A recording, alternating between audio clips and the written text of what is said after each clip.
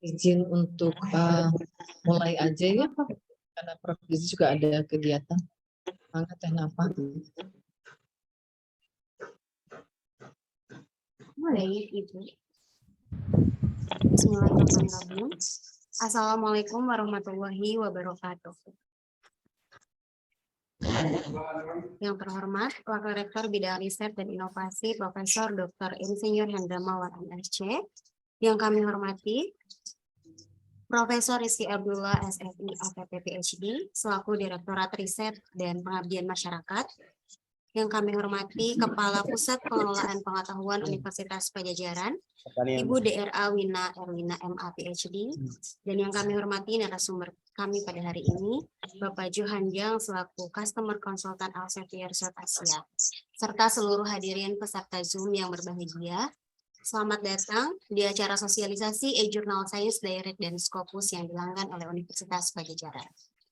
Puji dan syukur kita panjatkan kehadirat Tuhan Yang Maha Esa, karena berkat, nikmat, dan berkahnya kita semua bisa hadir pada acara siang ini. Baik, sebelum kita memulai acara, alangkah baiknya kita membaca basmalah secara bersama-sama agar acara ini berjalan lancar dan juga berkah. Selanjutnya, akan ada sambutan terlebih dahulu kepada Kepala Pusat Pengelolaan Pengetahuan Unpad, Ibu DRA Wina Erwina MA PhD, disilakan. Baik, terima kasih Teh Nafa. Bismillahirrahmanirrahim. Assalamualaikum warahmatullahi wabarakatuh. Salam selamat sejahtera bagi kita semua. Pertama-tama saya sampaikan salam hormat kepada Profesor Rizky Abdullah, kemudian Bapak Johanjang yang sudah berkenan untuk menyelenggarakan kegiatan ini, juga kepada Ibu Bapak, rekan-rekan mahasiswa, mahasiswi yang telah tergabung dalam Zoom untuk mengikuti kegiatan siang hari ini. Kegiatan ini bagian dari upaya kami, Pusat Pengelolaan Pengetahuan, mendiseminasikan, menyampaikan koleksi-koleksi yang kami miliki guna memberikan dan melengkapi kebutuhan pengguna kami dalam berbagai kegiatan. Nah, salah satu kegiatannya adalah memenuhi kebutuhan informasi untuk riset. Oleh karena itu, kami mohon dengan sangat Prof. Rizky untuk berkenan memberikan sambutan dan arahannya agar kegiatan ini mencapai apa itu. Demikian mungkin dari sambutan saya. Sekali lagi selamat mengikuti, semoga berkah. Assalamualaikum warahmatullahi wabarakatuh. Waalaikumsalam warahmatullahi wabarakatuh. Hatur nuhun Ibu. Baik, selanjutnya sambutan dari Prof. Rizky Abdullah SFI APP PhD, disilakan. Baik, Assalamualaikum warahmatullahi wabarakatuh. Bapak Ibu yang saya hormati, terima kasih atas kehadirannya pada acara kegiatan hari ini. Kita akan mendengarkan tips and tricks bagaimana cara mengoptimalkan Science Direct dan Scopus ya. Dan pertama-tama saya menyampaikan permohonan maaf dari Bapak Profesor Hendra Mawan, Wakil Rektor Bidang Riset dan Inovasi. Seyogyanya beliau langsung akan membuka kegiatan pada hari ini, tetapi ternyata tamu yang dijadwalkan pada 13.30 ternyata datangnya lebih cepat, jadi harus bersama tamu terlebih dahulu. Bapak Ibu, jadi kegiatan ini tidak terlepas dari tantangan-tantangan yang dihadapi oleh Unpad terkait dalam bidang riset, karena riset itu menjadi lokomotif dari berbagai kegiatan tridharma perguruan tinggi yang ada di perguruan tinggi ya, termasuk di Unpad. Salah satunya kita berbicara tentang WCU, World Class University, di mana WCU itu tidak lagi berbicara jumlah publikasi, tetapi kualitas publikasi itu diperhatikan melalui jumlah citasi yang kita dapatkan.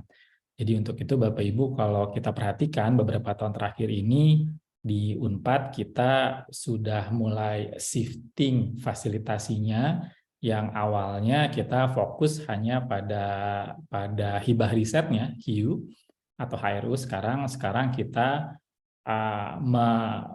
melengkapi hibah riset tersebut dengan berbagai fasilitas lain. Kita kemarin baru launching HIU-nya, hibah risetnya. Sekarang sudah ditutup, sedang dalam proses review. Dalam waktu dekat kita akan siapkan fasilitas yang lain akan di-launching, termasuk hibah postdoktoral, dan juga kesempatan buat nanti mengikuti seminar akan dibuka kembali, dan juga nanti akan ada untuk sabbatical ke luar negeri. Jadi dari sisi program, tetapi dari fasilitasi yang lain, karena kita sekarang berbicara kualitas, maka kita harus menyiapkan akses buat tim kita, peneliti-peneliti kita untuk dapat mengetahui yang mana sih yang baik, gimana sih cara kita untuk terbit ke sana. Jadi kita sudah bekerja sama dengan berbagai penyedia e-resources di dunia yang Bapak Ibu dapat memanfaatkan fasilitasi tersebut.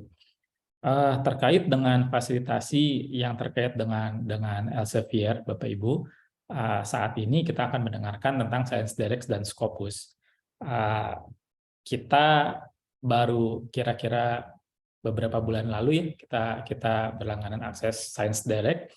Jadi Bapak Ibu sekarang dari manapun Bapak Ibu bisa mengakses melalui pintu.unpad.ac.id, tidak harus dari dalam Unpad, untuk nanti mendapatkan resources yang berasal dari ScienceDirect. Scopus juga sama, bisa dimanfaatkan. Selain itu, dengan Elsevier, kita ada juga tentang SciFile. SciFile ini terutama Bapak Ibu Kepala Departemen, nanti manajemen fakultas, itu nanti bisa melihat performa peneliti-penelitinya melalui SciFile. Itu kita juga pernah memberikan trainingnya tentang SciFile, tetapi nanti kalau membutuhkan informasi tentang SciFile, Bapak Ibu dapat menghubungi DRPM. Kita di website DRPM, Bapak Ibu bisa mengakses, kita siapkan rutin tiap 6 bulan, itu kita update lagi performa riset per departemen se-Unpad. Jadi Bapak Ibu kepada departemen bisa mengakses informasi tersebut di website DRPM. Dan juga baru saya pikir Januari ya, kita juga kerjasama lagi dengan Elsevier untuk pembayaran APC untuk Gold Open Access. Jadi Bapak Ibu ketika terbit di Elsevier untuk Gold Open Access nanti tidak perlu lagi menggunakan skema reimburse. Jadi nanti bisa langsung di sistemnya Elsevier bisa pilih Universitas Padjadjaran di sana. Jadi itu kita lakukan untuk mensupport peneliti-peneliti kita agar dapat berperforma lebih baik lagi yang nanti akan berimplikasi pada rekognisi Unpad di dunia ya melalui WCU. Jadi mungkin itu sedikit dari saya Bapak Ibu. Silahkan dipergunakan seoptimal mungkin layanan-layanan ini. Mudah-mudahan dari kegiatan siang ini yang akan mengeksplor penggunaan ScienceDirect dan Scopus ini bisa meningkatkan wawasan kita, memperluas wawasan kita semua sehingga nanti dapat berdampak banyak bagi kemajuan Unpad. Mungkin itu dari saya, Bu Ina. Terima kasih. Assalamualaikum warahmatullahi wabarakatuh. Waalaikumsalam warahmatullahi wabarakatuh. Terima kasih Prof atas penyampaiannya. Sebelum kita masuk ke acara inti, alangkah baiknya kita foto bersama dulu untuk mendokumentasikan acara pada hari ini, karena dilihat-lihat banyak sekali peserta yang antusias ya pada siang hari ini. Jadi mohon juga kepada para peserta untuk membuka dulu kamera terlebih dahulu untuk kita melakukan sesi foto bersama. Pada teman-teman dari PPP mohon dibantu untuk mendokumentasikan. Saya akan memimpin sesi foto bersama 2 slide, untuk selanjutnya bisa menyesuaikan. Baik, kita mulai slide pertama. 1, 2, 3. Slide kedua. 1, 2, 3. Untuk slide selanjutnya bisa menyesuaikan. Baik, tidak usah berlama-lama lagi. Kita langsung dengarkan saja penyampaian materi dari Bapak Johan untuk siang hari ini. Silakan disimak. Langsung saja saya serahkan kepada Bapak Johan. Silakan Bapak. Ya, baik. Terima kasih Mbak Nafa. Ya, Oke, Assalamualaikum Bapak Ibu semuanya. Selamat siang, Prof. Rizky. Ya, terima kasih sudah hadir dan membuka. Bu Wina juga, Bapak Ibu semua juga ya yang sudah hadir. Ini luar biasa sekali. Ini hari Senin jam 1. Ya, tapi semangatnya luar biasa karena saat ini Bapak Ibu, kalau kita lihat di Zoom sudah ada 241 yang join. Jadi luar biasa, terima kasih ya Bapak Ibu semuanya. Semoga nanti bisa bertahan ya sampai dengan akhir. Sesi ini juga di-record, jadi nanti kalau Bapak Ibu ada yang miss, nanti tentu bisa mendapatkan recordingnya juga gitu ya. Oke. Jadi Bapak Ibu yang belum kenal, perkenalkan nama saya Johan Jang. Saya adalah customer consultant dari Elsevier langsung, ya Elsevier Asia Tenggara. Ini saya berlokasi di Jakarta, ya dan tentu dengan adanya online seperti ini ya, saya bisa berjumpa dengan Bapak Ibu semuanya. Dan di sini kita bisa sama-sama saling belajar, kita bisa diskusi terkait dengan dari banyak gitu ya, tadi Prof. Rizky sudah menyebutkan kerjasama yang sudah dibuat antara Unpad dengan Elsevier. Nah, di pembahasan kali ini kita akan membahas mengenai Science Direct dan juga Scopus ya. Oke, yang dua ini memang merupakan flagship ya produknya Elsevier yang mungkin sudah Bapak Ibu juga banyak yang kenal ya. Nah, tapi tidak apa-apa, kita belajar lagi di sini. Oke, jadi sesuai dengan judul kita, Empowering Research Using Science Direct dan Scopus, nanti kita akan mengurutkan. Pertama, saya akan menjelaskan dulu terkait dengan pemanfaatan Science Direct, kemudian berikutnya kita akan masuk ke pemanfaatan dari Scopus. Nah, Bapak Ibu juga boleh bertanya ya, jadi nanti kita sediakan sesi tanya-jawab. Bapak Ibu boleh tanya tentang Science Direct, silahkan, Scopus juga silahkan, gitu ya. Nanti coba saya jawab pertanyaan dari Bapak Ibu semuanya. Ya, oke. Nah, kita pertama akan lihat dulu yang Science Direct ini.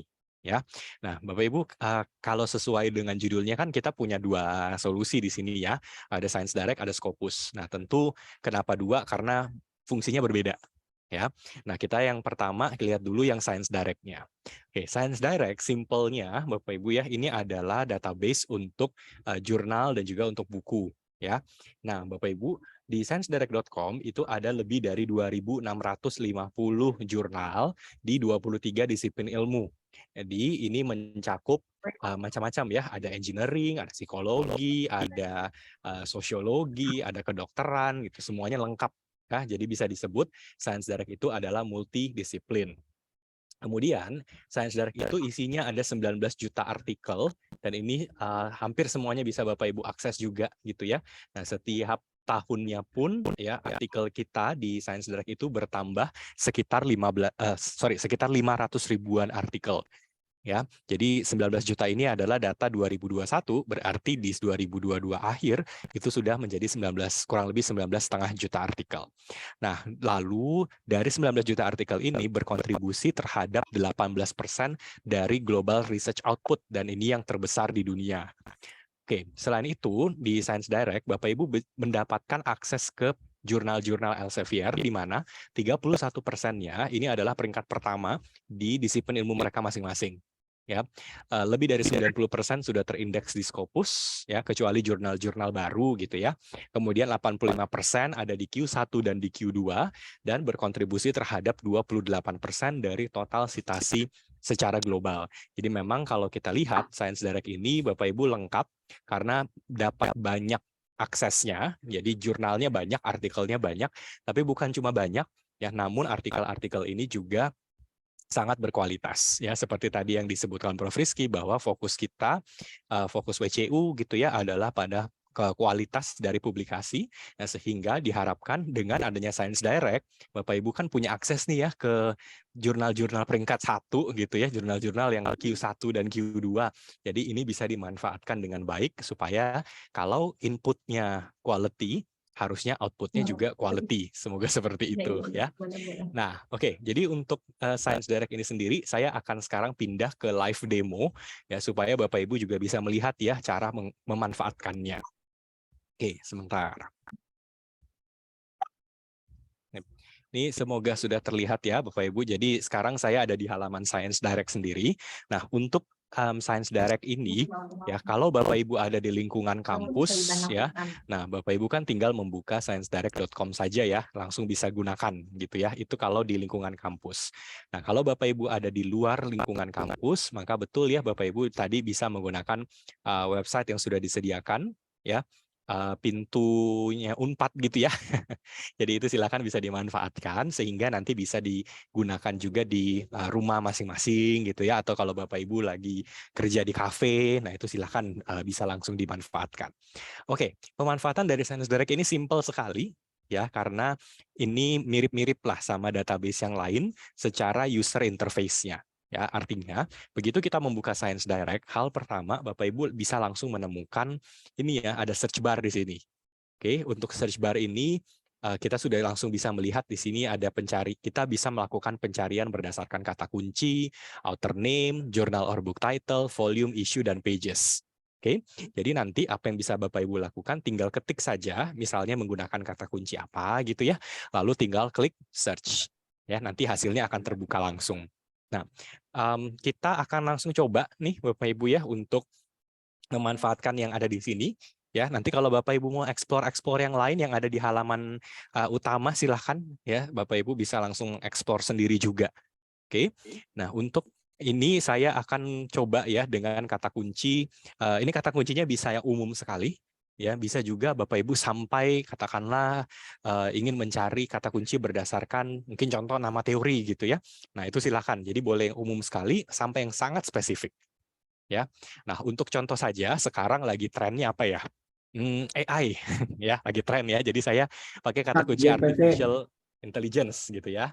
Nah, nanti Bapak Ibu pakai di rumah ya, di laptopnya silahkan ya. Boleh juga silahkan Bapak Ibu coba-coba sendiri pakai kata kunci yang lain ya. Oke, misalnya ini saya klik search. Nah, begitu saya ketik AI gitu ya, artificial intelligence, di sini saya langsung muncul hasil pencariannya. Ya, untuk hasil pencarian ini kita bisa langsung melihat pertama ini adalah nama-nama jurnal.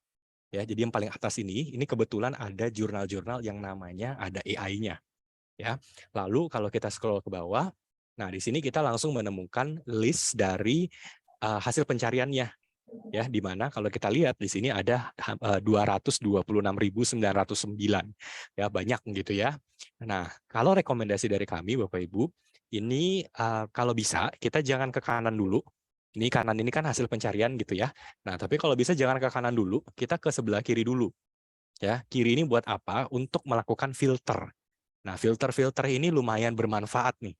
Ya, pertama kita bisa lihat ada tahun.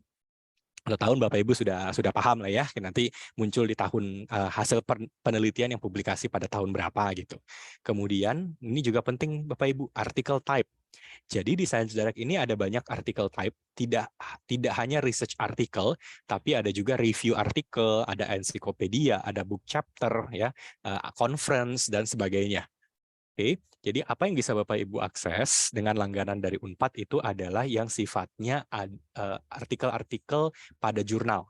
Misalnya research artikel, review artikel, ya, kemudian editor gitu ya, editorials itu bisa Bapak Ibu akses.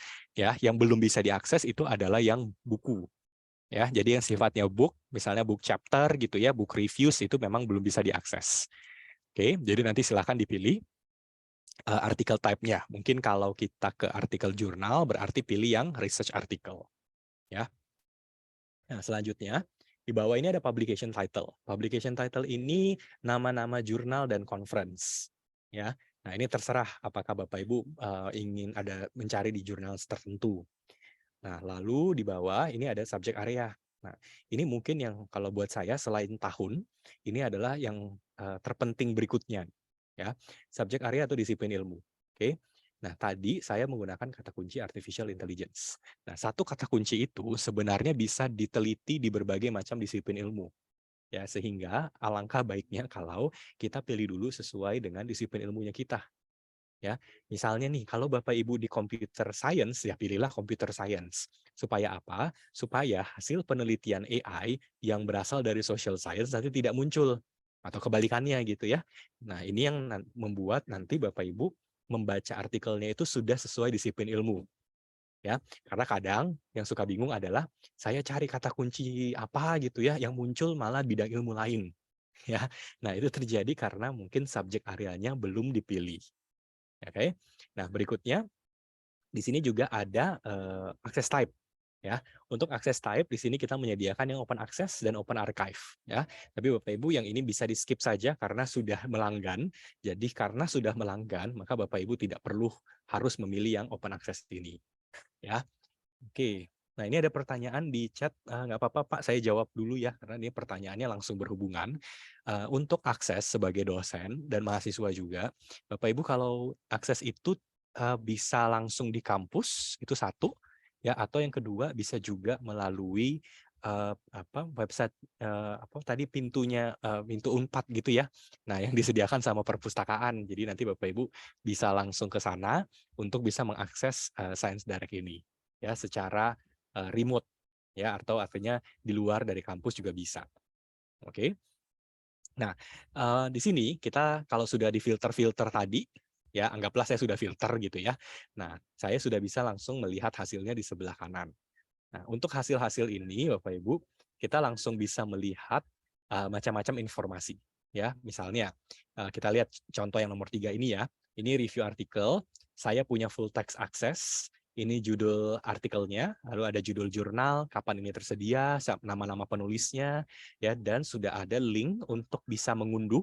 Kalau mengunduh itu kita pilih yang view PDF, ya, ada juga link untuk abstrak, jadi kita bisa baca abstraknya, ya, lalu ada ekstrak juga, figures, kalau kebetulan artikelnya ada gambar juga nanti bisa langsung muncul di sini, ya, dan juga bisa ekspor. Nah, ekspor ini kalau misalnya Bapak Ibu menggunakan reference manager, misalnya seperti Mendeley, nah itu bisa menggunakan fungsi ekspor ini, ya. Nah, kalau ini Bapak Ibu kira-kira oke, ya tinggal klik saja view PDF. Ya, kalau sudah klik view PDF, berarti nanti artikelnya sudah langsung bisa diunduh, gitu, ya. Nah, selain mengunduh dengan klik view PDF begini, Bapak Ibu juga bisa klik untuk baca online. Jadi kalau kita klik di judulnya, ya. Oke. Nah, maka kita langsung bisa membuka ini ya. Nah, di sini kita bisa baca secara online dulu. Ada 3 bagian ya, yang kiri, tengah, dan kanan. Kalau yang kiri, ini outline atau istilahnya daftar isi lah, simpelnya begitu. Ya, jadi sebelah kiri ini daftar isinya. Nah, untuk daftar isi ini pun sebenarnya bisa Bapak Ibu klik. Ya, jadi contoh, saya ingin langsung melihat bagian conclusion, kesimpulan. Nah, ini bisa langsung kita klik saja, kita langsung dibawa ke bagian kesimpulan. Ya, jadi ini bisa istilahnya bisa langsung loncat gitu Bapak Ibu. Ya, nah selain daftar isi begini, ada juga gambar. Jadi kalau kebetulan artikelnya juga punya gambar-gambar, di sini sudah ada listnya. Nah, kemudian kalau ada tabel juga nanti ya bisa langsung kita lihat di sini. Ya, jadi misalnya, oh saya penasaran ini gambar apa ya? Nah itu tinggal saya klik. Nah saya langsung dibawa ke gambarnya ini. Nah gambar ini pun bisa langsung diunduh. Jadi kita lihat di sini ada linknya ya untuk bisa mengunduh download high resolution image atau download full size image. Tinggal nanti diklik saja. Ya artinya apa? Bapak Ibu tidak perlu screenshot. Ya, misalnya gambarnya mau digunakan untuk kebutuhan mengajar, katakanlah bukan untuk meneliti. Nah, silakan, boleh juga gitu ya. Nah, tapi gambar ini bisa langsung diunduh saja. Ya, tidak perlu harus di screenshot, di crop dulu gitu, nanti merepotkan gitu ya. Nah, itu yang kita sediakan untuk sebelah kirinya. Ya, kalau yang tengah ini adalah kontennya sendiri. Jadi kita bisa melihat publisher, nama jurnalnya, kapan ini tersedia. Ini baru kemarin nih Bapak Ibu ya, available online 19 Februari.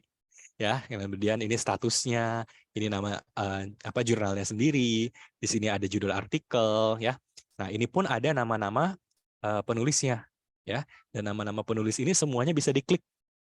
Ya, misal kalau saya klik yang ini pertama, nah langsung akan terbuka di sebelah kanan ya. Ini penulisnya siapa, dari kampus mana, negara mana, itu langsung muncul di sini.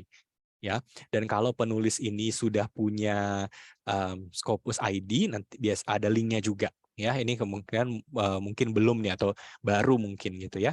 Nah, nanti silakan bisa dilihat. Nah, ada juga penulis yang mencantumkan email. Ya, jadi kalau kita lihat ada icon emailnya, itu artinya kalau saya klik, Ya, misalnya ini Muhammad Ali Abdel Karim gitu ya dari United Arab Emirates, ini dia mencantumkan email. Jadi kalau mungkin katakanlah Bapak Ibu ingin mencari kolaborator gitu ya, nah itu bisa coba melihat ke sini ya. Nah, lalu di bawah di sini ada highlight ya, seperti biasa ya, ada highlight, ada abstrak ya, kemudian kadang-kadang ada abbreviation juga yang banyak digunakan, ada kata-kata kunci ya, kemudian seperti biasa di semua artikel jurnal mulai dari introduction nanti terus sampai ke bagian references itu ada semua ya. Jadi kalau kita scroll sampai paling terakhir ini sepertinya panjang sekali artikelnya. Oke, nanti kita sampai ke bagian ini nih. Ya, nanti sudah ada sampai ke bagian referensi. Oke. Nah, itu yang bisa kita lihat di tengah. Nah, sebelah kanan itu sebenarnya adalah citation. Ya, jadi ada recommended articles, ada citation. Nah, karena ini artikelnya baru kemarin nih Bapak Ibu ya, jadi di sini masih kosong. Tapi kalau Bapak Ibu coba cari yang sebelum-sebelumnya, misalnya tahun 2020, misalnya gitu ya. Nah, di sini biasanya sudah ada jumlah citasinya berapa gitu. Oke. Nah, kalau sudah Bapak Ibu mau baca ini secara online, berarti tinggal klik saja view PDF. Kalau sudah klik view PDF, nanti artikelnya berarti sudah bisa Bapak Ibu unduh gitu ya. Nah, kalau sudah ya silahkan nanti ini dipakai untuk kebutuhan riset gitu ya, atau bahkan untuk kebutuhan mengajar juga bisa-bisa saja gitu. Ya, jadi simple sekali pemanfaatan dari Science Direct ini.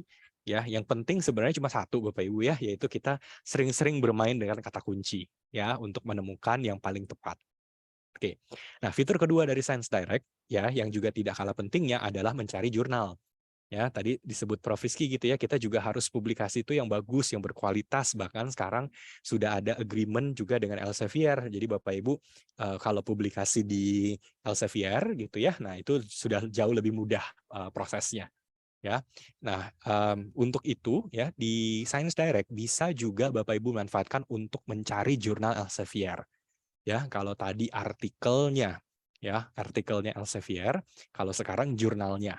Oke, untuk itu Bapak Ibu tinggal klik yang ini, Journal and Books. Oke, begitu kita klik Journal and Books, kita dibawa ke halaman untuk melihat semua list dari jurnal dan buku-buku yang ada di Science Direct atau di terbitan Elsevier gitu ya. Nah, untuk mencari jurnalnya, Bapak Ibu bisa mengetik nama jurnalnya di sini. Ya, itu langkah yang pertama yang bisa dilakukan ya. Nanti diketik aja langsung nama jurnalnya. Kalau Bapak Ibu belum hafal nama-nama jurnal, ini bisa di-skip dulu. Bapak Ibu ke sebelah kiri. Nah, di sini pilih domain dan subdomain. Ya. Ini istilahnya disiplin ilmunya. Oke, misal nih kalau saya klik domain, ini kan domainnya ada banyak ya Bapak Ibu, nanti silahkan dipilih. Ya, misalnya saya domainnya itu medicine and dentistry. Nah, ini saya klik dulu. Oke, medicine dan dentistry. Kemudian di sini ada subdomain. Ya, jadi di medicine and dentistry ini subdomainnya lumayan banyak. Ya, bukan lumayan, ini banyak sekali gitu ya. Ada anestesiologi, kardiologi gitu ya, dan seterusnya. Nah, misal saya itu penelitiannya lebih cocok untuk bidang dentistry. Ya, dentistry, oral surgery and medicine. Nah, maka ini yang saya pilih. Oke, jadi tadi dari 6.000 sekian sekarang menjadi 190. Oke, berikutnya ini juga saya perlu pilih yang jurnal. Ya, jadi kalau saya ingin publikasi, maka saya pilihnya yang jurnal. Oke, dari 190 sekarang menjadi 94. Nah, lanjut lagi. Di sini juga perlu saya pilih nih, yang jurnal accept submission. Ini artinya jurnalnya masih oke untuk menerima paper-paper baru. Ya, ini bisa kita klik. Nah, sekarang jadi 36. Ya, nanti jurnal-jurnal yang lain mungkin lagi kepenuhan gitu ya, lagi tutup dulu untuk papernya. Nah, kemudian yang di sini, nah ini ada access type. Oke, untuk access type di Elsevier itu kita punya 3. Jadi ada yang open access, ada yang hybrid atau yang istilahnya contain open access, dan juga ada yang subscribe and complementary. Ya, kalau yang open access itu artinya ada APC yang perlu dibayarkan, gitu ya. Kalau yang contain open access ini adalah Bapak Ibu nanti bebas memilih apakah ingin publikasi menggunakan open access atau menggunakan subscription. Dan kalau subscribe and complimentary ini artinya nanti publikasinya itu gratis ya. Karena sifatnya Bapak Ibu akan publikasi di jurnal-jurnal yang memiliki subscription, memiliki biaya langganan gitu ya, untuk dibayarkan biasanya oleh universitas ya. Jadi nanti Bapak Ibu silahkan ya memilih akses type-nya yang mana. Oke, nah untuk kerjasama antara Unpad gitu ya dengan Elsevier, Bapak Ibu di sini akan lebih dimudahkan, ya bukan berarti jaminan diterima ya, tapi hanya lebih dimudahkan dalam proses submission Bapak Ibu kalau memilih yang open access gitu ya. Oke, kemudian di sini kita bisa langsung lihat ya list dari jurnalnya ada 36. Oke, dari 36 ini, nah ini semuanya nih. Ya, nama-nama jurnal ini yang fokusnya tadi adalah dentistry. Ya. Nah, ini saya asal aja pilih ya Bapak Ibu, misalnya kita pilih ini gitu. Ya. Nah, begitu saya pilih jurnalnya, ini judulnya Journal of Dental Science, open access. Kemudian di sini sudah ada informasi yang lumayan lengkap ya, mulai dari nilai side score-nya, impact factor-nya, ya. Lalu di sini ada deskripsi jurnalnya. Nah, sekarang juga kita sudah melengkapi, meskipun belum semua ya, tetapi sekarang kita sudah melengkapi berapa lama waktu menunggu. Ya, mungkin ini salah satu fitur yang paling Bapak Ibu butuhkan gitu ya. Berapa lama waktu menunggu dari submission ya sampai mendapatkan review. Oke, di sini sudah ada infonya. Kalau untuk jurnal ini itu time to first decision-nya adalah 0,4 minggu. Berarti ini ya cuma seminggu lah gitu ya. Nah, Bapak Ibu sudah mendapatkan message dari editor.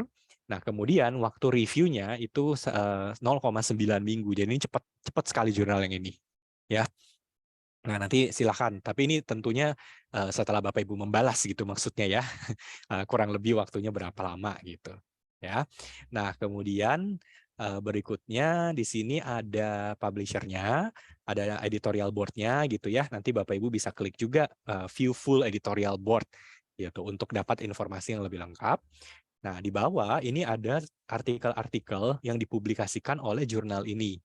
Ya, kita sudah bagi menjadi 5 kategori. Ya, ada latest publish, ini yang baru-baru aja dipublikasi nih Bapak Ibu. Ya, kemudian ada yang artikel in press, ya, ada juga top cited, ya, artikel yang paling banyak disitasi, ada most downloaded dan ada most popular. Ya, kalau most popular ini berdasarkan share di media sosial. Jadi kalau artikelnya banyak di-share, nah itu akan masuk ke sini, most popular. Ya.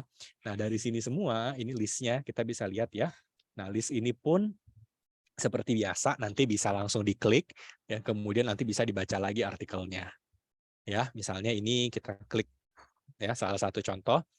Ya, ini tentang music therapy, ya, and aromatherapy on dental anxiety and fear. Gitu. Nah, ini mungkin menarik gitu ya, nanti bisa dibaca lebih lanjut. Seperti biasa, nanti tinggal klik saja view PDF gitu ya. Jadi mudah ya Bapak Ibu. Tadi ya kita mencarinya ada 2. Jadi kita bisa mencari mulai dari artikelnya dengan pakai kata kunci apa gitu ya. Nah, atau yang kedua kita mencari dari jurnalnya. Ya. Nah, nanti kalau Bapak Ibu sudah cari dari jurnal seperti ini, kalau mau submit artikel bisa langsung klik ini, submit your article. Ya, kalau mau tahu dulu teknis-teknisnya bisa klik Guide for Authors. Ya, udah beres gitu ya. Di Science Direct itu sangat user friendly, sangat mudah ya. Yang penting Bapak Ibu sering-sering pakai ya, cari kata kuncinya yang tepat gitu ya. Kita tidak ada batasan jumlah download ya. Jadi kalau Bapak Ibu di sini tidak ada batasan jumlah mengunduhnya berapa banyak, bebas gitu ya. Nah, tetapi Bapak Ibu yang pasti unduhnya juga wajar gitu ya. Jangan misalnya tiba-tiba mengunduh 1000 paper dalam 5 menit. Ya, itu juga jangan Bapak Ibu ya, karena ada sistem anti hacking dari Science Direct ya. Kalau ada keanehan-keanehan seperti itu, biasanya nanti perpustakaan itu di email ya dari Science Direct gitu, ada takutnya dihack gitu ya, bahwa karena ini tidak wajar gitu. Ya, jadi memang tidak ada batasan jumlahnya, tapi Bapak Ibu pastikan mengunduhnya juga yang wajar-wajar aja lah gitu ya. Oke, nah oh iya, ini juga pertanyaan bagus, saya hampir lupa menjelaskan ini dari Bu Marisa gitu ya. Yang bisa diakses itu dari tahun berapa? Nah, yang bisa diakses itu adalah dari tahun 2018 ke atas gitu ya. Jadi yang bisa diakses itu adalah dari 2018 ke atas. Jadi 2018, 2019, 20 dan seterusnya. Ya, jadi istilahnya 5 tahun ya. Itu 5 tahun ke belakang itu bisa Bapak Ibu akses. Yang belakang-belakangnya memang belum bisa diakses ya. Namun harusnya sih cukup ya, karena artinya biasanya kan memang Bapak Ibu dosen dan mahasiswa itu menggunakan artikel usianya jangan terlalu lama juga gitu kan ya. Jadi harusnya 5 tahun pun cukup ya. Oke, ada pertanyaan lagi, ini direct message ke saya. Ini nggak apa-apa saya jawab sekarang ya, karena ini juga nyambung gitu. Ini untuk template jurnal di Elsevier katanya. Nah, jadi kalau kita tadi cari jurnal di Elsevier, ada template-nya atau tidak. Nah, untuk Elsevier, semua jurnal kami itu tidak ada template, Bapak Ibu. Ya, jadi untuk Elsevier itu tidak disediakan template. Nah, nanti Bapak Ibu submit-nya ya itu pakai Word aja ya. Kemudian tidak perlu terlalu pusing soal ukurannya berapa, fontnya gitu-gitu ya. Nah, yang normal-normal aja lah ya. Nah, karena editor itu maunya dia baca dulu kontennya. Ya, jadi yang lebih penting tuh kontennya. Kontennya dia baca, nanti reviewer juga fokusnya ke konten ya, kecuali mungkin ada 1-2 format yang dia minta gitu ya. Nah, Bapak Ibu untuk dirapikan. Nah, nanti biasanya kalau sudah rapi ya dan sudah diterima, baru terakhir gitu ya berurusan sama teknis-teknisnya. Ya, jadi fokusnya berarti Bapak Ibu submit aja dulu. Editornya biasa memberikan komen kalau ada yang tidak rapi. Nah, tapi nanti proses merapikan secara keseluruhan itu di akhir. Ya. Oke. Nah, nah nanti ini ada pertanyaan dari Bu Silvita. Nah, ini nanti nyambungnya sama Scopus gitu ya. Nah, mungkin itu ya pemaparan dari Science Direct, simple aja karena memang ini yang cara menggunakannya sangat-sangat sederhana. Ya, oke, berikutnya kita lanjut ke Scopus. Nah, ini yang kedua nih, Pak Ibu. Untuk Scopus sendiri, ini sistemnya langganan juga. Jadi Bapak Ibu ini sudah dilanggankan juga ya untuk Scopus. Nah, Scopus ini bisa Bapak Ibu manfaatkan sebagai database juga ya. Tapi ini bukan database full text. Oke, jadi sekali lagi, Scopus itu database juga, tapi bukan database full text. Kalau full text adanya di Science Direct. Oke, nah database yang ada di Scopus ya, pertama itu ada data untuk artikel-artikel terindeks Scopus. Ya, jadi itu tipe data yang pertama adalah artikel terindeks Scopus. Kemudian tipe data yang kedua adalah untuk author atau untuk istilahnya peneliti ya yang sudah punya Scopus ID. Itu data yang kedua. Data yang ketiga itu adalah data institusi. Ya, dan data yang keempat itu adalah data jurnal. Ya, jadi ada 4 ya, data artikel yang terindeks Scopus, data peneliti yang sudah punya Scopus ID, data institusi, dan terakhir adalah data jurnal-jurnal terindeks Scopus. Termasuk yang discontinue juga ada listnya nanti. Ya, nah jadi menggunakan ini ya sama saja kalau Bapak Ibu ada di lingkungan kampus ya silakan langsung gitu ya. Nah, kalau Bapak Ibu di luar lingkungan kampus di bagian chatting ya Ibu Sri dari perpustakaan sudah memberikan linknya ya bagaimana mengakses kalau Bapak Ibu ada di apa namanya di luar kampus gitu ya. Jadi bisa pakai SSO-nya kita. SSO-nya Unpad, maaf ya. Nah, jadi saya untuk Scopus ya, saya akan mulai terlebih dahulu dengan database yang pertama yaitu database artikel terindeks Scopus. Nah, untuk database ini Bapak Ibu, begitu kita buka scopus.com dan tampilannya sudah seperti ini, maka kita langsung saja mencari di sini. Ya, biasanya kita menggunakan search within article title abstract keywords ya. Nah, caranya nanti sama seperti Science Direct, tinggal ketik saja kata kuncinya di sini. Ya, kata kunci apa gitu ya, nanti Bapak Ibu klik search. Oke. Nah, Bapak Ibu juga bisa menggunakan advanced document search kalau misalnya mau lebih spesifik lagi gitu ya mencariannya. Oke, sebagai contoh kita pakai kata kunci yang sama ya. Kita coba artificial intelligence. Ya. Lalu saya klik search. Nah, oke, di sini sudah muncul ya ada 469.000 hasil. Ini untuk kata kuncinya tadi AI. Ya. Nah, ini kita bisa melihat hasil pencariannya ada di sebelah kanan. Nah, sama seperti Science Direct, Bapak Ibu, fokus dulu sebelah kiri. Ya, kiri dulu, jangan langsung buru-buru ke kanan. Ya, kita filter-filter dulu. Di sini filternya juga banyak. Ya, pertama ada open access. Ya, misalnya saya hanya ingin menampilkan artikel open access. Nah, itu silahkan bisa juga di sini. Ada tahun, ya, kemudian ada author name, ada subject area, ada document type, dan seterusnya. Ini mirip dengan yang Science Direct tadi ya, intinya kita filter saja sesuai dengan kebutuhan kita.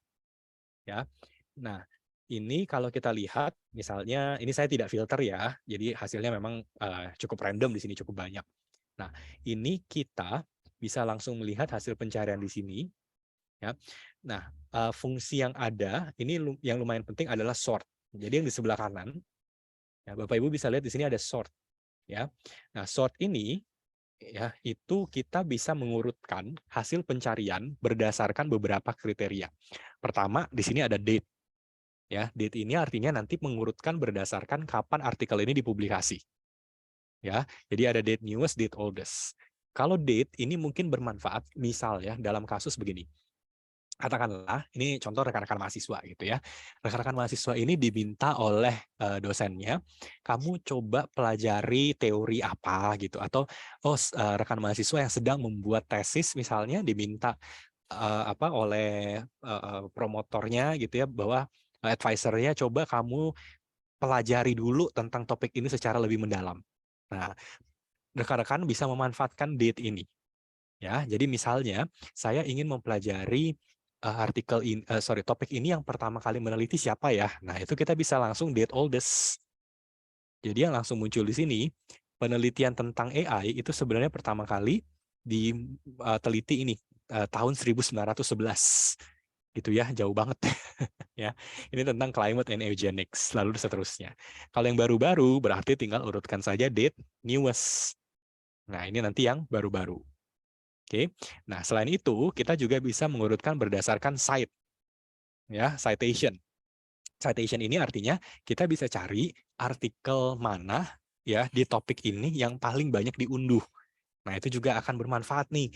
Misalnya, kalau rekan-rekan mahasiswa diminta oleh dosennya, coba kamu cari di topik ini, penelitian-penelitian apa yang paling berdampak, yang paling bagus-bagus gitu. Nah, itu bisa memanfaatkan Scopus, nanti tinggal pilih misalnya cited by highest. Nah, begitu kita pilih cited by highest, kita bisa lihat ya penelitian yang paling bagus, yang paling banyak disitasi, itu adalah yang ini. Gitu. Ya, nanti ada urutannya nih ke bawah. Gitu ya. Jadi Bapak Ibu nanti silakan misalnya ini kita klik, kita akan dibawa ke penelitiannya sendiri. Ya, ini tentang deep learning gitu ya. Penelitiannya oleh siapa nanti ada semua, bisa dilihat di sini ya. Termasuk abstrak, ya keyword dan sebagainya. Referensi semuanya ada di sini. Ya. Nah, untuk ini Bapak Ibu sekali lagi di Scopus itu ada tombol download, tapi belum tentu Bapak Ibu bisa mengunduh artikel ini. Ya, karena sekali lagi Scopus itu bukan didesain untuk mengunduh full text PDF. Ya, meskipun ada tombol download, kalau ini kita klik, nah ini yang terjadi adalah begini. Kalau ini artikelnya open access, ya, kalau kita klik download, ini bisa diunduh, full text-nya bisa. Ya, kalau ini open access. Oke, tapi kalau ini artikelnya adalah subscription, ini kalau saya klik, kita akan dibawa ke halaman penerbitnya. Ya, jadi kalau tadi ini penerbitnya Nature, berarti ini kalau saya klik download, saya akan dibawa ke jurnal Nature, kemudian mengunduhnya di sana. Ya, kalau ini penerbitnya Elsevier, kalau saya klik download, ya berarti saya akan dibawa ke Science Direct, mengunduhnya di Science Direct gitu.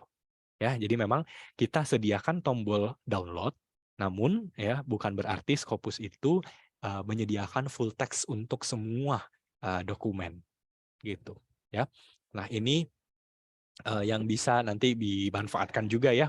Jadi mencari dokumen tetap bisa di Scopus ya, namun apakah bisa diunduh? Nah, tergantung. Kalau open access bisa, kalau bukan open access berarti dibawa ke halaman penerbitnya.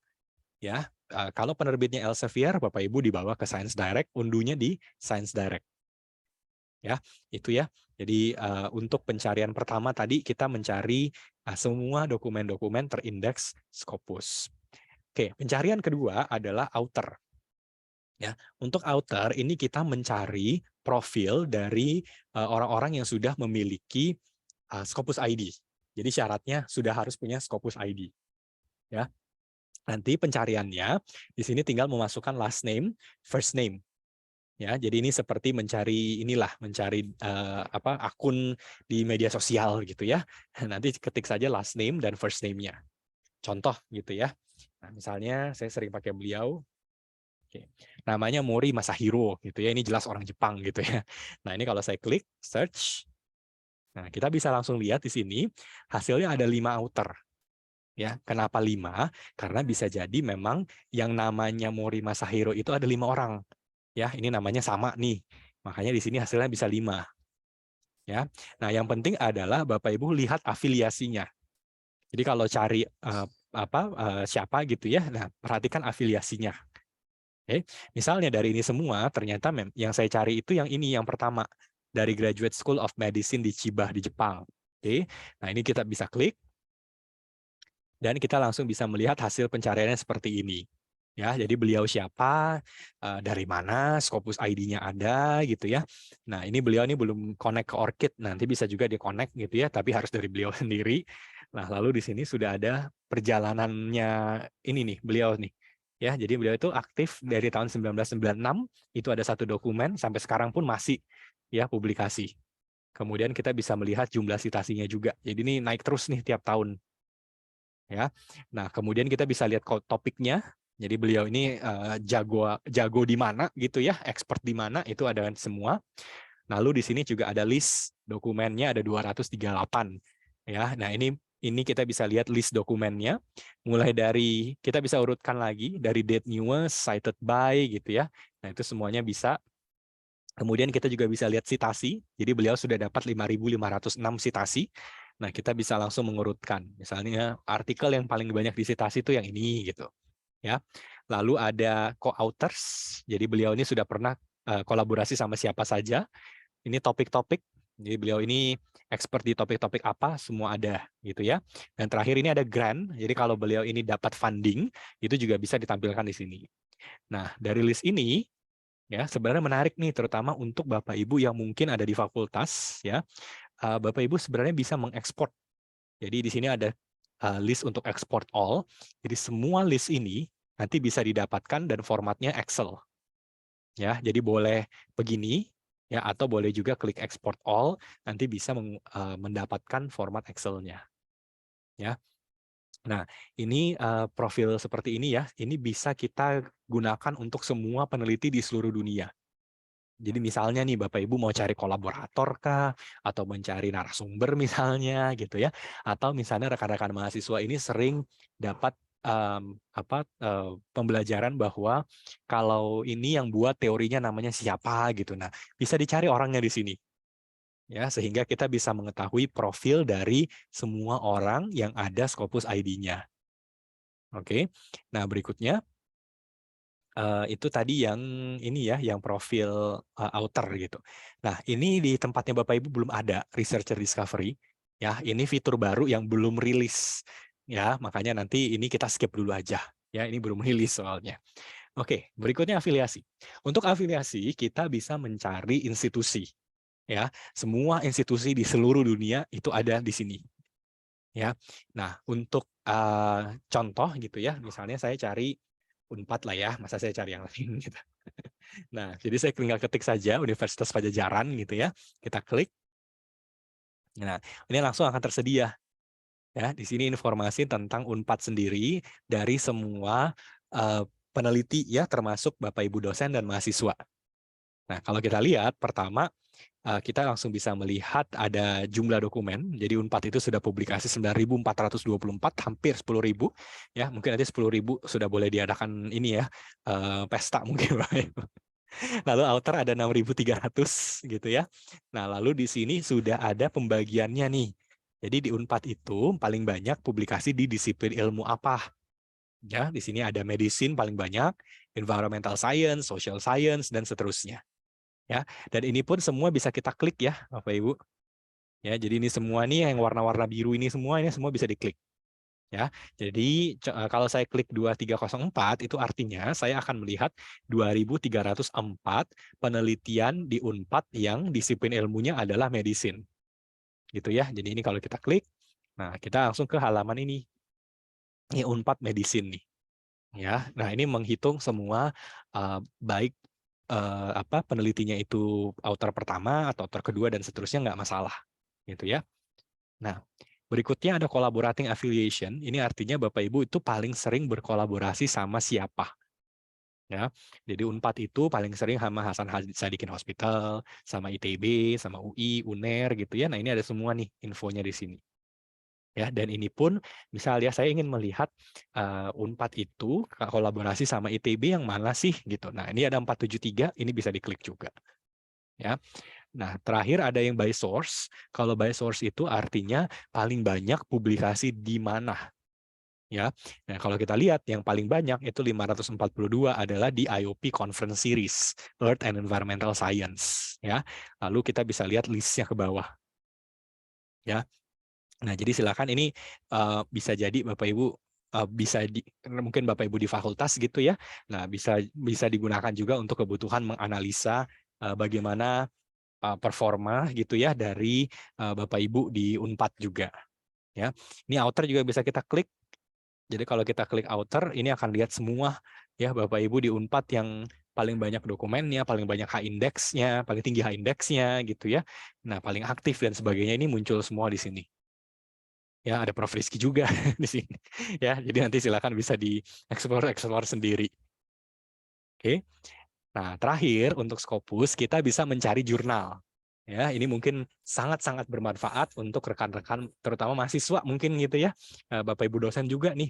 Kita bisa memanfaatkan Scopus untuk mencari jurnal. Nah, kalau tadi di Science Direct kita juga bisa cari jurnal. Nah, kalau Science Direct yang dicari itu spesifik jurnal Elsevier. Oke, kalau di Scopus kita bisa mencari semua jurnal terindeks Scopus dari lebih dari 7.000 penerbit. Oke, nah untuk itu kita klik saja yang sources ini. Ya, ini kita klik. Nah, waktu kita klik kita bisa lihat di sini hasilnya ada 44.000. Ya, nah hasil ini tentu nanti bisa di ini dulu ya, difilter dulu nih. Ya, untuk difilternya kita bisa memilih berdasarkan subjek area, title, publisher, atau ISSN. Oke, misalnya pakai subjek area. Nah, lalu kita pilih subjek area kita itu apa. Ya, di sini banyak sekali. Oke, misalnya kita ketik medicine gitu. Nah, medicine pun begitu saya ketik di sini ada banyak sekali nih. Medicine yang mana dulu gitu. Ya, misalnya saya spesifik sekali penelitiannya adalah terkait dengan critical care and intensive care. Nah, ini bisa kita klik apply. Nah, nanti akan muncul ya dari tadi 40.000 sekian, sekarang menjadi 161. Ya, ini hasilnya. Nah, hasil ini, Bapak Ibu, ini sudah diurutkan dari jurnal peringkat pertama sampai terakhir. Ya, tapi Bapak Ibu juga bisa memfilter di sebelah kiri. Ya, misalnya, saya ingin menampilkan jurnal yang open access only. Itu ada pilihannya. Lalu, saya ingin menampilkan jurnal di Q tertentu. Misalnya hanya Q1. Nah, ini juga sudah ada pilihannya di sini. Ya, misalnya kalau Q1 berarti kita pilih yang first quartile. Ya, ini Q2, ini Q3, ini Q4. Oke, lalu saya pilih jurnal. Oke, kalau saya klik apply, nah tadi ada 161, sekarang saya bisa melihat di sini ada 28 jurnal, itu tadi adalah yang Q1. Ya, jurnal ini adalah di bidang ilmunya tadi critical care medicine. Ya, nah ini pun kita langsung bisa lihat ya listnya seperti apa. Lalu kita bisa klik juga. Jadi misalnya ini saya klik. Nah ini kita bisa lihat ya ini nama jurnalnya, publishernya, Scopus coverage share-nya dari tahun berapa ya itu terlihat semua. Publishernya ya nomor ISSN, nilai site score, SGR, SNP ini ada semua. Ya bahkan di bawah kita bisa melihat ya jurnal ini citasinya berapa banyak, jumlah dokumennya berapa banyak. Ya, kemudian peringkat berapa? Ini peringkat 2 tadi. Ya. Nah, lalu kita bisa lihat trennya dari tahun ke tahun seperti apa. Ya, jadi ini kita bisa lihat ya, value-nya ini meningkat terus nih tiap tahun. Ya, jadi ini jurnal yang bagus. Kita juga bisa lihat semua dokumen yang sudah pernah dipublikasikan oleh jurnal ini di Scopus Content Coverage. Ya, jadi nanti misalnya Bapak Ibu penasaran di tahun 2022 ini 369 dokumennya apa? Nah, ini bisa diklik juga. Gitu, ya. Jadi itu fungsi mencari jurnal ya. Kita tadi menggunakan sources. Oke. Nah, yang terakhir yang akan segera rilis ya, tapi belum, itu adalah researcher discovery. Ya, ini meskipun belum bisa Bapak Ibu nikmati, tapi semoga segera ya. Researcher discovery itu adalah fitur di mana Bapak Ibu tinggal mengetik kata kunci. Nah, Scopus akan mencarikan expertnya siapa. Jadi gitu. Ya, simple saja. Kita ketik kata kuncinya, Scopus yang carikan expertnya siapa. Ya, misal kita katakanlah Bapak Ibu tentang climate change gitu ya, yang simple aja. Kita klik search. Nah, ini nanti ya akan langsung muncul. Ini adalah peneliti-peneliti yang ahli di bidang climate change. Ya, sudah di list di sini. Ya, berdasarkan jumlah dokumen kah atau berdasarkan citasi, H-index semua bisa diatur. Ya. Nah, bahkan bisa juga nih Bapak Ibu misalnya saya mau cari peneliti yang aktif di bidang climate change tapi dari negara tertentu, misalnya Indonesia. Nah, di country ini saya tinggal pilih Indonesia. Oke, nah langsung muncul di sini. Jadi beliau-beliau ini adalah yang aktif gitu ya untuk penelitian di bidang climate change. Nanti tinggal diklik ya preview profile, di sini ada profilnya beliau, tinggal diklik lagi full profile, nanti bisa langsung lihat secara lebih lengkap. Gitu ya. Nah, ini sekali lagi akan segera rilis. Ya, ini masih pilot, bisa dilihat infonya di sini ya. Ini masih pilot. Nah, nanti kalau sudah selesai berarti Bapak Ibu pun otomatis bisa menikmati fitur terbaru dari Scopus ini. Ya. Oke, nah itu ya. Jadi Bapak Ibu sebenarnya Scopus itu database betul gitu ya, tapi database ini bukan database full text, namun database yang sifatnya memberikan cukup banyak data-data mentah. Nah, di mana data-data ini nanti bisa Bapak Ibu gunakan untuk analisa. Apakah analisa dokumen kah, analisa author, afiliasi, ataupun menganalisa jurnal. Ya, nah silakan nanti dimanfaatkan sehingga semoga sudah jelas gitu ya perbedaan antara Science Direct ya yang ini adalah full text PDF-nya bisa diunduh ya untuk jurnal-jurnal silakan, atau Scopus yang tadi ya ini database untuk data-data mentah untuk dokumen, author, afiliasi dan juga jurnal. Ya, bagaimana menggunakannya ini flow-nya terserah Bapak Ibu gitu ya. Nah, yang pasti sudah disediakan dan bisa dimanfaatkan semuanya. Oke. Nah, mungkin itu ya pemaparan dari saya Bapak Ibu yang pasti itu tadi silakan dieksplor semaksimal mungkin. Ya, di chatting sih sepertinya sudah banyak nih pertanyaan-pertanyaan ya. Nah, nanti silakan Bapak Ibu kalau ada pertanyaan lain bisa diajukan di chatting itu ya. Nanti kita akan coba bantu menjawab dan jangan ini dulu ya, jangan tinggalkan webinarnya dulu karena nanti di akhir juga ada link untuk sertifikat kalau mungkin Bapak Ibu butuh sertifikat juga dari Elsevier langsung gitu ya. Oke, nah untuk pertanyaan-pertanyaan yang ada di chatting, ini Mbak Nafa saya langsung saja atau seperti apa nih enaknya Mbak Nafa? Enaknya sepertinya langsung saja dijawab ya Pak. Oke, sip. Ya, berarti Ya. saya langsung aja ya. Di Bapak Ibu kalau ada pertanyaan-pertanyaan yang belum atau tadi yang ada yang kurang jelas, silahkan boleh langsung ditaruh di chat juga ya. Oke, ini ada beberapa pertanyaan yang sudah masuk. Oke, pertama bentar ya. Oke, ini pertanyaan dari Ibu Silvita. Kalau untuk jurnal-jurnal baru, kira-kira berapa tahun ke depan akan terindeks Scopus? Kalau untuk jurnal baru, itu minimum usianya harus 2 tahun, Ibu. Ya, 2 tahun dengan ISSN ya. Jadi, jurnal itu punya ISSN, kemudian 2 tahun, baru kemudian jurnalnya bisa mengajukan untuk terindeks Scopus. Ya, apakah pasti diterima? Tentu tidak. Ya, nanti tergantung dari apakah jurnal itu memang sudah siap, sudah memenuhi semua syarat untuk bisa terindeks Scopus. Ya, oke. Berikutnya pertanyaan Budia.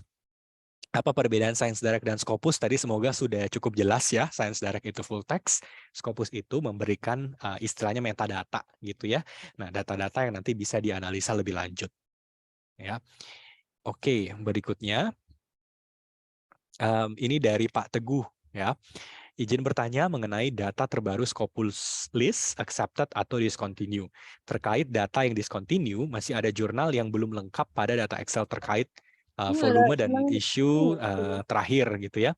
Nah, bagaimana kita mengetahui bahwa artikel yang dicari sudah termasuk discontinue atau belum gitu. Mungkin tadi jurnalnya gitu ya.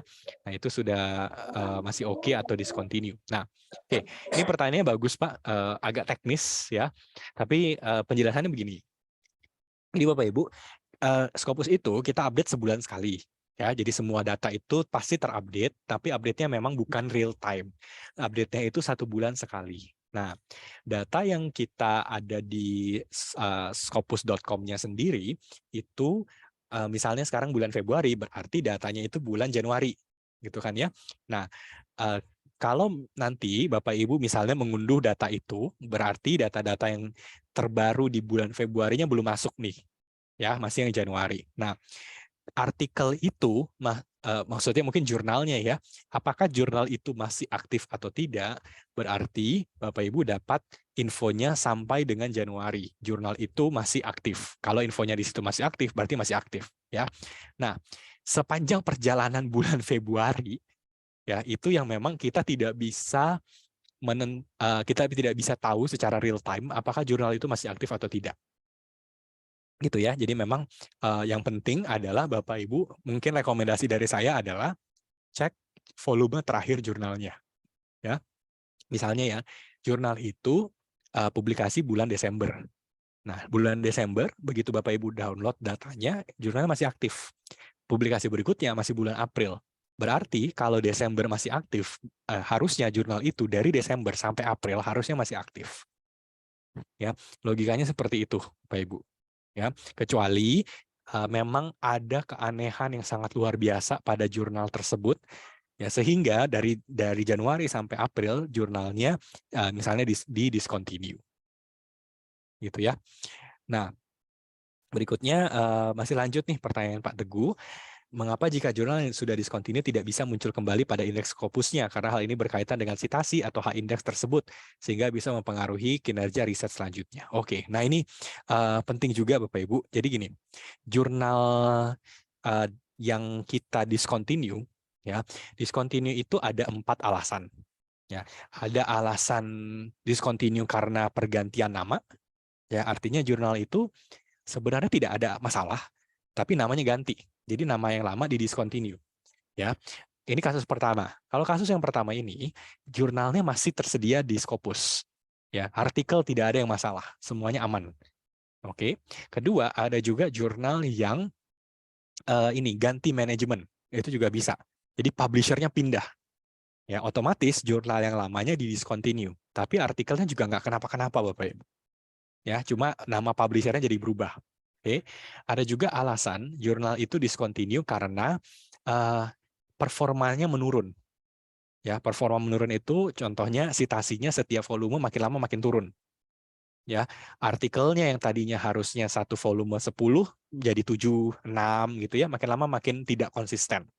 Nah, jurnal ini juga bisa di discontinue tapi artikelnya tidak kenapa-kenapa. Oke.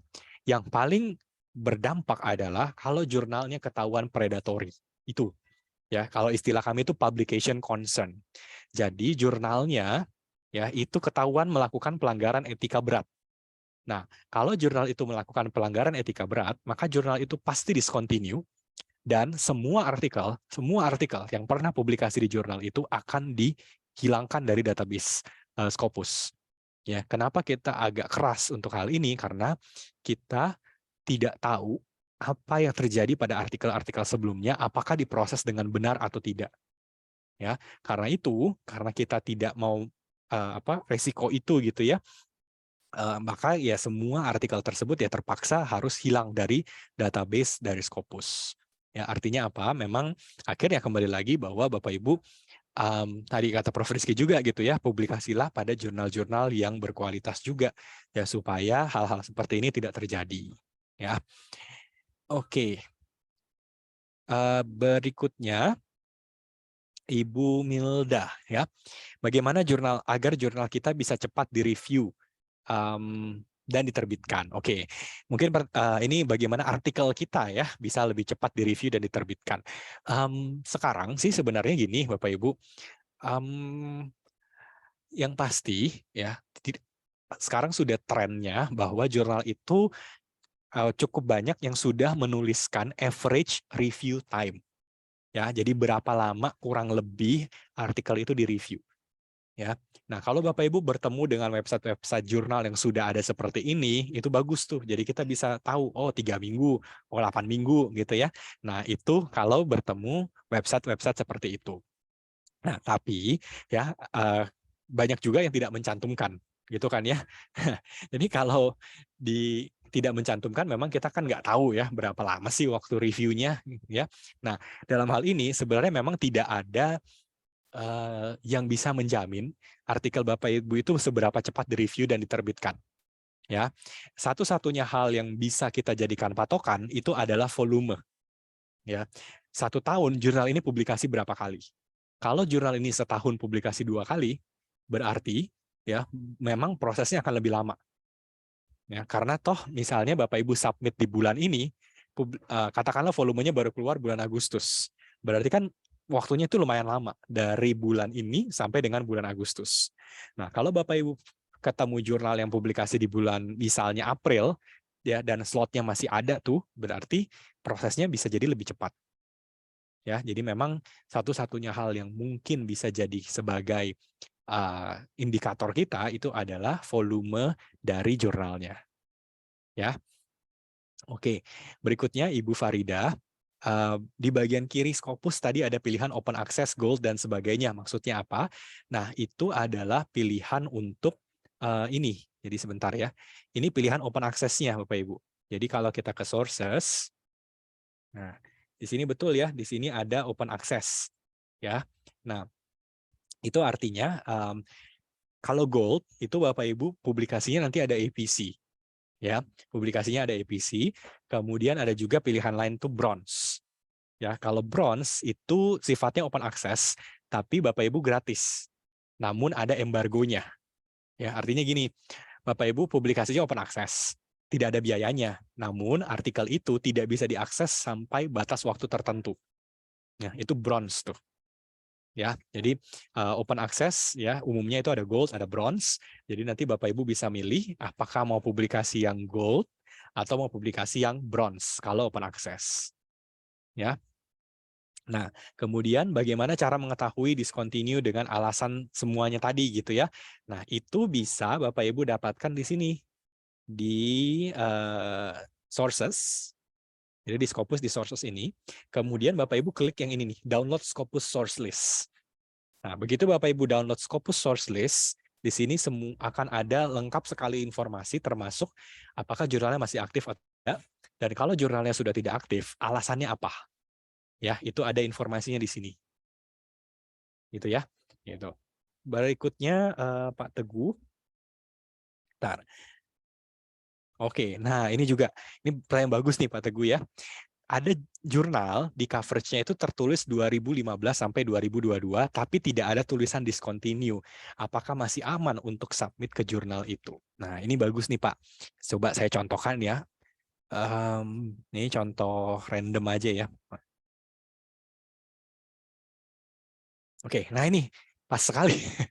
Jadi jurnal ini kalau kita lihat Bapak Ibu, ini tertulis di sini ya, jurnalnya itu di cover oleh Scopus tahun 1929 sampai 2022.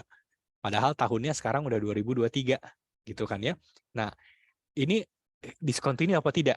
Ya, jawabannya tidak.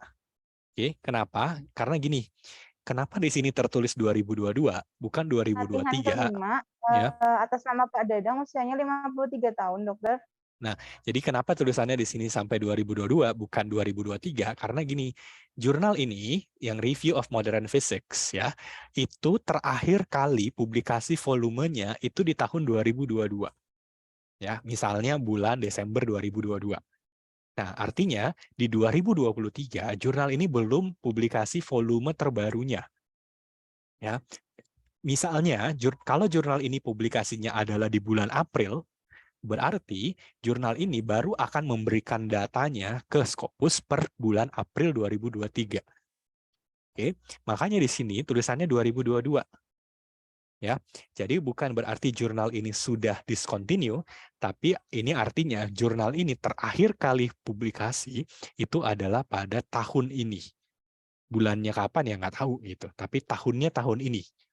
Ya, kalau minggu depan jurnal ini sudah publikasi volume terbaru, maka di sini sudah akan ganti jadi present gitu. Ya, jadi data yang ada di Scopus adalah kapan terakhir kali jurnal ini publikasi volume terbarunya. Itu baru muncullah di sini. Ya. Oke, semoga menjawab ya Pak Teguh ya. Gitu. Nah, berikutnya ini dari Pak Lufdiansyah, apakah jurnal Science Direct itu full text semua? Karena tadi coba dibuka tidak ada yang tidak bisa di-download. Oke. Jadi gini penjelasannya Bapak Ibu. Untuk jurnal Unpad itu berlangganan hampir semua jurnal Science Direct. Ya. Jadi hampir semua jurnal. Hampir. Ya. Nah, artinya gini, kalau jurnal ya tadi kan ada 2.600-an jurnal gitu ya. Nah, apa yang dilanggan oleh Unpad itu disebut sebagai Freedom Collection. Nah, Freedom Collection itu isinya memang hampir semua jurnal Science Direct. Kecuali ada 100 jurnal yang tidak termasuk ke dalam paket Freedom Collection. Ya, 100 jurnal itu disebut sebagai premium journal. Contoh The Lancet itu ya, Cell Press. Nah, itu adalah yang masuk ke dalam premium jurnalnya Elsevier. Nah, kemungkinan bisa jadi ya Bapak Ibu kalau menemukan ada artikel yang tidak bisa diunduh ya, itu kemungkinan besar adalah keluarganya si The Lancet sama Cell Press. Ya, itu yang menyebabkan jurnalnya belum bisa diunduh gitu. Jadi nanti waktu cari-cari artikel, perhatikan judul jurnalnya. Ya, kalau misalnya Bapak Ibu lihat, oh kok ini nggak bisa diunduh ya, gitu. Padahal ini artikel jurnal gitu. Nah, kalau Bapak Ibu lihat, oh ini jurnalnya dari The Lancet, nah itu memang belum dilanggar. Ya, jadi itu pemaparannya ya, semoga cukup jelas gitu. Oke, ada lagi Bapak Ibu silahkan. Kita masih ada waktu sebentar.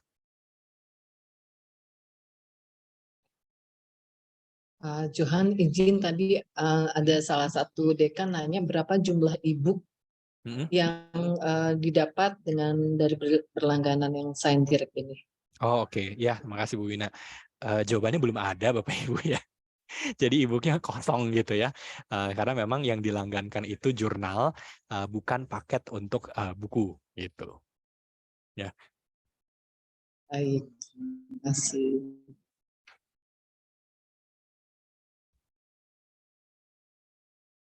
Oke, ada lagi Bapak Ibu?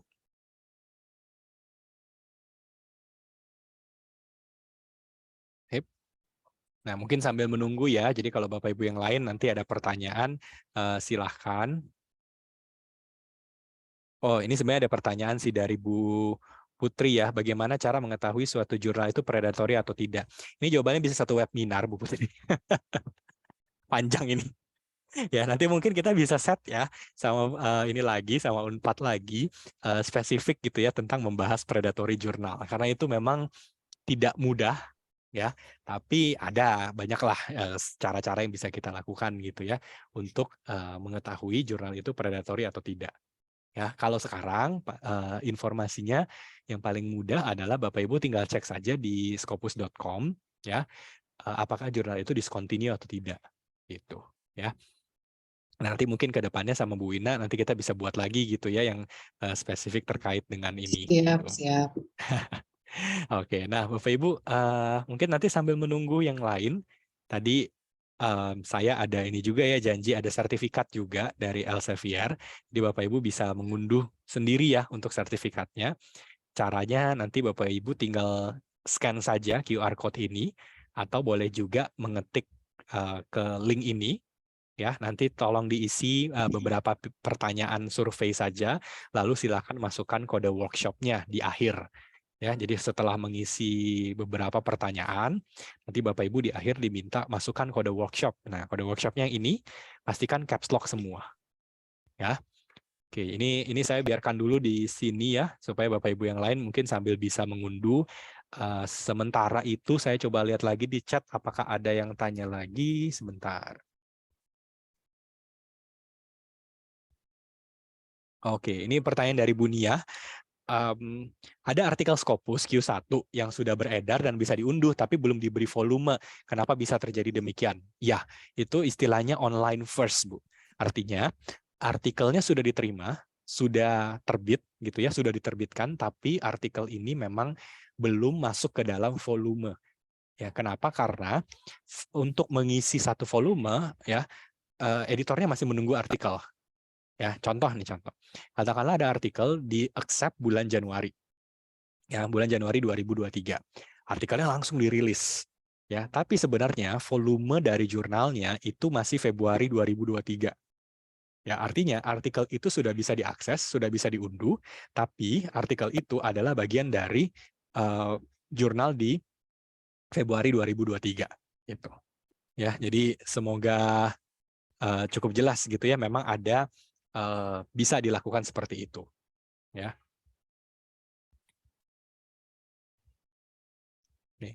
Nah, ini pertanyaan dari Pak Samun. Mungkin ini yang bisa menjawab rekan-rekan dari ini ya, dari Unpad gitu ya. Mengetahui jurnal-jurnal terindeks Scopus yang sudah dilanggan oleh Unpad. Nah, ini saya rasa sebenarnya simpel ya. Mungkin mohon maaf nih izin untuk Bapak Ibu di perpustakaan gitu ya. Tapi ini pasti informasinya sudah tersedia di website perpustakaan ya. Bapak Ibu ya. Jadi kalau Bapak Ibu mau lihat semua jurnal yang sudah dilanggan oleh Unpad itu ada kok di websitenya perpustakaan, ada listnya gitu ya. Jadi Ada silakan. 13 termasuk Scopus dan Sendirek ya kita masukkan. Itu berarti ada 11 yang lainnya gitu. Ya, waduh, udah lengkap sekali ya, Bu Wina ya. Ya, tinggal dimanfaatkan ini. Iya betul. Jadi Bapak Ibu sering-sering ya ke website perpustakaan, di situ pasti diupdate loh, ya. Oke, ya ada lagi mungkin coba kita lihat. Ini Pak Leonardo. Oke, selain aim dan scope, apalagi yang harus disiapkan agar mudah diterima dan publikasi? Sebenarnya sih ini ya udah cukup sih sebenarnya Pak. Artinya gini, kan ujung-ujungnya adalah begitu kita sudah sesuai dengan aim dan scope, berikutnya ini kan tinggal permasalahan bagaimana dari reviewer gitu ya, bagaimana kita menanggapi reviewer, bagaimana mempermudah pekerjaan mereka juga gitu ya. Nah, itu hal-hal yang sudah sifatnya konten. Ya, selama aim dan scope itu sudah sesuai, berikutnya itu murni diskusi konten dengan reviewer. Ya. Nah, itu sudah lepas, artinya gini, sudah memang antara si author dengan reviewer seperti apa, ya. Kalau reviewernya oke-oke aja ya wes gitu ya, lebih mudah jadinya, ya.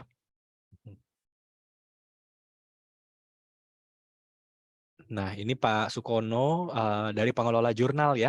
Bagaimana cara dan prosedur untuk bisa diindeks Scopus. Nah, ini nanti Pak Sukono ya, silakan bisa langsung tanya ke DRPM karena kita juga punya kerjasama antara Elsevier dengan DRPM khusus untuk para pengelola jurnal. Ya, jadi nanti Bapak di situ bisa tanya informasi lebih lanjut ya, bagaimana kerjasama antara Elsevier dengan DRPM untuk para editor-editor di Unpad gitu ya. Oke. Oh, ini Bu Novi, apa perbedaan open access, contain open access, dan subscribe? Oke, open access itu artinya Bapak Ibu nanti waktu publikasi itu ada artikel publishing charge-nya. Ya, ada APC yang harus dibayarkan. Itu yang open access ya. Kalau yang subscribe itu tidak ada APC-nya. Ya, jadi sifatnya itu gratis gitu. Kalau contain open access itu jurnalnya memberikan opsi Bapak Ibu itu mau publikasi yang open access silahkan, mau yang subscription juga silahkan. Jadi terserah penulisnya. Ya, penulis itu mau publikasi OA atau mau yang subscription. Ya, ini nanti efeknya untuk pembaca ini terbalik. Ya, kalau Bapak Ibu publikasinya open access, Nah, artikel Bapak Ibu itu, meskipun Bapak Ibu bayar APC-nya, tapi bisa dibaca secara gratis. Kalau Bapak Ibu publikasinya subscription, itu artinya meskipun Bapak Ibu publikasinya gratis, pembaca itu perlu melanggan supaya bisa membaca artikelnya Bapak Ibu. Jadi ini tinggal masalah, ini simpelnya gini, ini yang bayar siapa? Gitu ya. Kalau open access berarti authornya, pembacanya gratis. Ya, kalau subscription berarti authornya gratis, pembacanya yang bayar. Ya, itu perbedaan model antara yang open access, subscription, dan yang hybrid atau contain open access. Ya. Oke, ada lagi kah Bapak Ibu? Silahkan. Ya. Ya, jadi kalau sudah tidak ada, sekali lagi ya, ini tadi mungkin kalau Bapak Ibu yang terlewat, jadi untuk sertifikat bisa langsung mengunduh di sini, ya langsung saja, termasuk nanti Bapak Ibu tinggal masukkan kode workshop ini. Pastikan waktu menggunakan kode workshop ini pakai caps lock, ya, jadi huruf besar semua. Oke. Nah, mungkin itu ya yang bisa saya share. Sekali lagi terima kasih Bapak Ibu sudah hadir ya, mendengarkan juga pemaparan tentang Sains Direct dan Scopus. Silakan dimanfaatkan semaksimal mungkin. Dan ini tentu bukan yang terakhir ya. Nanti kita bisa lakukan lagi sesi seperti ini atau misalnya sesi-sesi terkait dengan publikasi, penulisan karya ilmiah. Nanti pasti saya banyak kontak sama Bu Wina ya, dan juga nanti sama Prof Rizky juga kita bisa jadwalkan untuk pertemuan-pertemuan berikutnya ya. Terima kasih Bapak Ibu, lebih dari 300 orang sudah join, jadi luar biasa semangatnya. Nanti tinggal ditunggu karya-karya Bapak Ibu yang berkualitas gitu ya. Mungkin itu dari saya kembalikan lagi ke Mbak Nafa mungkin ya untuk menutup sesi kita. Terima kasih. Baik, terima kasih Pak Johan atas penjelasannya, sangat detail dan luar biasa ya. Saya juga mengingatkan kembali, jangan lupa dimanfaatkan dan digunakan dengan sebaik-baiknya, seperti itu. Baik, di akhir acara saya kembali ucapkan terima kasih kepada Prof. Rizky, kepada Ibu Wina yang sudah memberikan sambutan tadi di awal dan hadir pada siang hari ini. Saya juga ucapkan terima kasih kembali kepada Bapak Johan yang sudah memberikan materinya, dan kepada seluruh peserta Zoom pada siang hari ini. Saya Nafa Nafiatul Insi, mohon maaf bila terdapat kesalahan kata. Saya pamit undur diri. Wassalamualaikum warahmatullahi wabarakatuh. Waalaikumsalam warahmatullahi wabarakatuh. Waalaikumsalam.